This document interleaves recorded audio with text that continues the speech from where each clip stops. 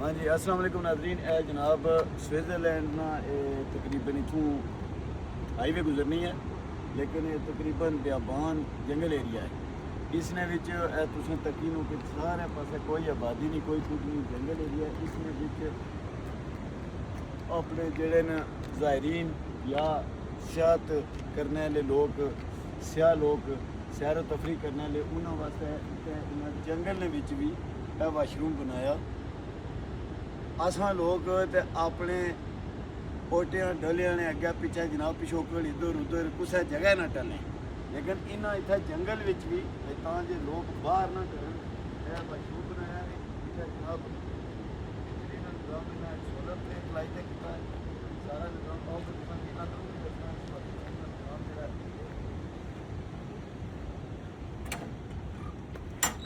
है जनाब। ए देखो लाइट लगी है बेहतरीन जी शोल्डर नाल चल रही है। कैमरामैन की मैं आखसा कि अंदर है दस लाइट वगैरह भी तो यह सारा निज़ाम इन्हें जो इतना बनाया ये जंगल ने अंदर है। ये सारा बियाबान जंगल है। इतना बिल्कुल 1-2 मीटर पर बंदा अगर परे ला जाए ना तो बाहर वाले बंदे की नज़र नहीं आनी, लेकिन इन्हें इतना बनाया तो आसाने कंजर जेड़े 53 डंगर उन्होंने ढिड ही नहीं पारना ने। जे उन्होंने ढिड पारना है ना तो फिर साढ़े वास्ते भी कोई मामलात जो उत्थे कोई असा एहतजाज करने वास्ते आज जिनेवा गए सों। इस वास्ते ना असा गए असा नहीं उन्होंने कोई जाती दुश्मनी है, इस वास्ते गए सों कि वो असा बुनियादी सहूलत मंगने। हालांकि इत्थे तो इन्ना जो निज़ाम बनाया है ना तुम तक ही तो हैरान हो जाओ। जंगल बियाबान है, इसने विच वाशरूम इतना टॉप क्लास ने बनाया ने बेहतरीन किस्म। ये पाकिस्तान होवे ना तो ये इत्थे जनाब कुड़ी लगी होवे तो ताली लगे हुए इत्थे इन्हें जनाब बिल्कुल नॉर्मल निज़ाम रखे और बेहतरीन किस्म ना हर चीज़ लकड़ी नहीं बनी है।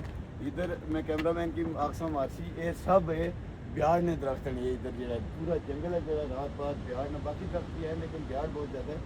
ब्याड़ और द्यार जो है ना वो इतना इसमें इस्तेमाल है। देखो तुम छत तो नहीं तो दीवार हर चीज़ इन्हें वाशरूम जी बनाई है और लकड़ी नहीं बनाई है।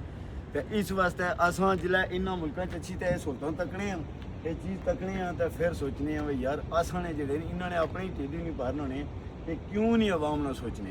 हूँ तुम देखो आवाम सड़कों पर है तो इन्होंने कंजर की कोई खबर नहीं, कोई इलम नहीं कि असा कोई बोलना। हूँ टिकटा नहीं तकसीम हुई है तो हर कुछ है कि अपनी अपनी टिकट याद आई गई तो सारे कतूरे जोड़े ने निकले बाहर तो वह हूँ पोस्टां लाने शुरू हो गए।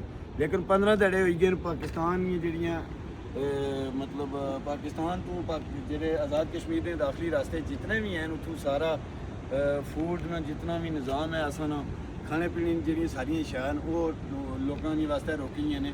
यह मुहर्रम का महीना इसने सिर्फ करबला ये मामला होया सी कि रोटी पानी रोकया गया सी। उस तो बाद अज अच्छी तो इतना कश्मीरियों नाल पाकिस्तान करना पाया तो फिर यह गल आखना ये जुल्म करने तो बाद पाकिस्तान की तुसां बदनाम करने हो। तो जुल्म तुसां करने हो, जबर तुसां करने हो, फतायत तुसां करने हो तो बदनाम असां करने हो। नाज़रीन अज वास्ते इतना ही इस स्विट्ज़रलैंड ने जंगल विचों तो इंशाअल्लाह मिलसा फिर किसी आइंदा किसी और वीडियो नाल। अपना ख्याल रखो, अपने बहुत ख्याल रखो, दुआ च याद रखे। अल्लाह सुनने वाला है।